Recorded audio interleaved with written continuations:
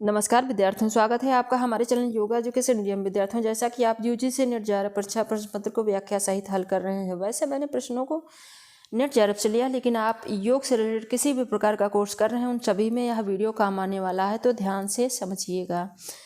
चलिए समझते हैं, प्रश्नों को स्वयं से हल करने की कोशिश कीजिएगा। योग वशिष्ठ के अनुसार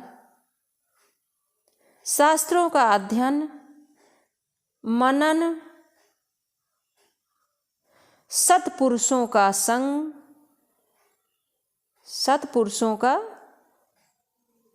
संग, एवं वैराग्य ज्ञान की कौन सी भूमिका है?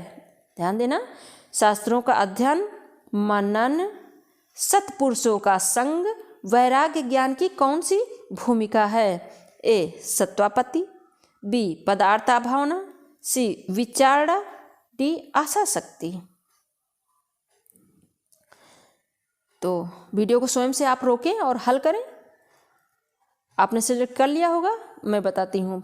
योग वशिष्ठ के अनुसार शास्त्रों का अध्ययन, मनन, सत्पुरुषों का संग एवं वैराग्य ज्ञान की विचारणा भूमिका है। तो सी ऑप्शन राइट है। योग वशिष्ठ योग का एक महत्वपूर्ण ग्रंथ है। विद्यार्थियों, अन्य योग ग्रंथों की भांति योग वशिष्ठ में भी योग के विभिन्न स्वरूपों जैसे चित्तवृत्ति, यम स्वरूप, नियम स्वरूप, आसन, प्राणायाम, प्रत्याहार, ध्यान, समाधि तथा मोक्ष आदि का वर्णन बृहद रूप में किया गया है। और योग वशिष्ठ को विस्तृत समझना होगा, मेन पॉइंट को, तो योग वशिष्ठ पर वीडियो बना है, आप देखिएगा जरूर, अपलोडेड है इसी चैनल पर। योग वशिष्ठ के अनुसार मुक्त के 4 द्वारपाल कौन से हैं? ए सम दम तितिक्षा मोक्ष, बी दम शम संतोष विवेक ज्ञान, सम विचार संतोष साधु पुरुष का संग, डी साधु पुरुष का संग तितिक्षा विचार संतोष। और यह इम्पोर्टेंट है। वैसे सभी क्वेश्चन बहुत इंपॉर्टेंट हैं, लेकिन कुछ क्वेश्चन जो होते हैं बहुत ज़्यादा इंपॉर्टेंट होते हैं। तो सी सम विचार संतोष साधु पुरुष का संग, यह योग वशिष्ठ के अनुसार मुक्त के 4 द्वारपाल हैं। नेक्स्ट, त्रिशिक ब्राह्मणोपनिषद के अनुसार समस्त वस्तुओं में उदासीन भाव होना ही है। यहाँ फिल करना है। ए ध्यान, बी धारणा, सी आसन, डी प्रत्याहार।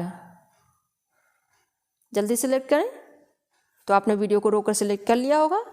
विद्यार्थियों, त्रिशिक ब्राह्मणोपनिषद के अनुसार समस्त वस्तुओं में उदासीन भाव का होना आसन है। C option right. यह उपनिषद शुक्ल यजुर्वेदीय शाखा के अंतर्गत एक उपनिषद है। यह उपनिषद संस्कृत भाषा में लिखित है। नेक्स्ट, योग तत्व उपनिषद के अनुसार पंच महाभूतों की धारणा को कितनी देर तक करने का निर्देश है? ध्यान देना, योग तत्व उपनिषद के अनुसार पूछा गया है पंच महाभूतों की धारणा को कितनी देर तक करने का निर्देश है। तो ए 3 घटिका, बी 2 घटिका, सी 5 घटिका, डी 4 घटिका। तो आपने सिलेक्ट कर लिया होगा। विद्यार्थियों, योग तत्वोपनिषद के अनुसार पंच महाभूतों की धारणा को 5 घटिका तक करने का निर्देश है। पंचभूत, पंच तत्व या पंच महाभूत और भारतीय दर्शन में सभी पदार्थों के मूल माने गए हैं। आकाश, वायु, अग्नि, जल, पृथ्वी, ठीक, जिनसे सृष्टि का प्रत्येक पदार्थ बना है। चलिए,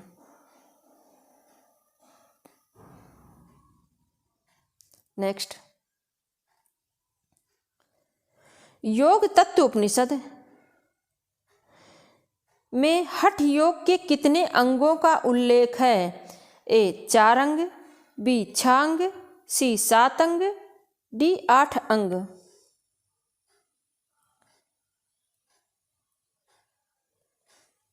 तो आपने सिलेक्ट कर लिया होगा। विद्यार्थियों, योग तत्वोपनिषद में हठ योग के 8 अंगों का उल्लेख किया गया है। हठ योग चित्त वृत्तियों के प्रवाह को संसार की ओर जाने से रोककर अंतर्मुखी करने की एक प्राचीन भारतीय साधना पद्धति है, जिसमें प्रसुप्त कुंडलिनी को जागृत कर नाड़ी मार्ग से ऊपर उठाने का प्रयास किया जाता है और विभिन्न चक्रों में स्थिर करते हुए उसे शीर्षक सहस्रार चक्र तक ले जाया जाता है। और अंग जैसा आप सभी कई बार पढ़ चुके, यम, नियम, आसन, प्राणायाम, प्रत्याहार, धारणा, ध्यान, समाधि। तो इसमें 8 अंग बताए गए हैं। नेक्स्ट, नाद बिंदु उपनिषद के अनुसार श्रवण का अभ्यास किस आसन एवं मुद्रा में करना चाहिए? ध्यान देना, नाद बिंदु उपनिषद के अनुसार नाद श्रवण का अभ्यास ए भद्रासन एवं शांभवी मुद्रा, बी सिंहासन एवं वैष्णवी मुद्रा, सी सिद्धासन एवं वैष्णवी मुद्रा, डी पद्मासन एवं शांभवी मुद्रा। तो विद्यार्थियों, नाद बिंदु उपनिषद के अनुसार नाद श्रवण का अभ्यास सिद्धासन एवं वैष्णवी मुद्रा में करना चाहिए। तो कौन सा ऑप्शन? सी राइट है। ऐसा कहा जाता है कि नाद श्रवण में पूरी तरह लीन होने से मन लय हो जाता है और समाधि की अवस्था प्राप्त हो जाती है। साधक सिद्धासन में बैठकर वैष्णवी मुद्रा धारण करके अनाहत ध्वनि को दाएं कान से सुनने का प्रयास करता है। नेक्स्ट, नाद बिंदु उपनिषद के अनुसार ओंकार को जानने की यौगिक तकनीक क्या है? ए प्राणायाम, बी धारणा, सी ध्यान, डी समाधि। तो नाद बिंदु उपनिषद के अनुसार ओंकार को जानने की यौगिक तकनीक धारणा है। B option right. जो साधक ओंकार से अनभिज्ञ हैं विद्यार्थियों, वे ब्राह्मण कहलाने योग्य नहीं हैं। ओंकार से ही सब देवताओं की उत्पत्ति और समस्त जड़ जंगम पदार्थों का अस्तित्व है। हृदय कमल की कणिका के मध्य में स्थित ज्योति शिखा के समान अंगुष्ठ मात्र आकार में नित्य ओंकार रूप परमात्मा का सदा ध्यान करने से समस्त पाप नष्ट हो जाते हैं। धारणा पर ध्यान रखना इंपॉर्टेंट है। नेक्स्ट, महर्षि पतंजलि के अनुसार एक सेकंड,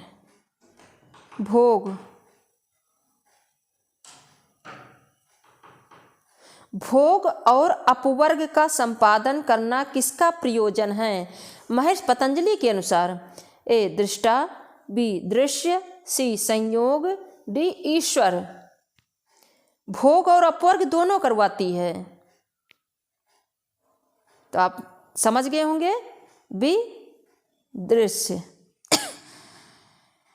विद्यार्थियों, परमात्मा ने जीवात्मा को संपूर्ण सृष्टि भोग व अपवर्ग के लिए ही प्रदान किया है। इसका विवेक समस्त त्यागपूर्ण भोग ही अपवर्ग को प्राप्त करने का एक साधन है। अपवर्ग मतलब क्या होता है? मोक्ष।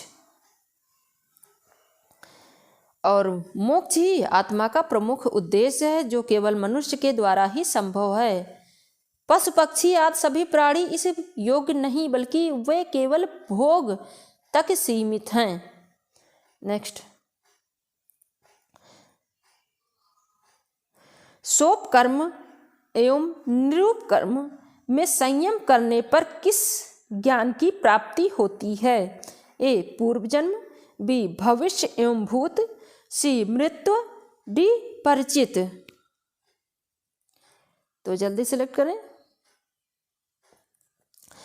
तो विद्यार्थियों, सोप कर्म और निरूप कर्म में संयम करने का मृत्यु रूपी ज्ञान की प्राप्ति होती है। तो सी ऑप्शन राइट।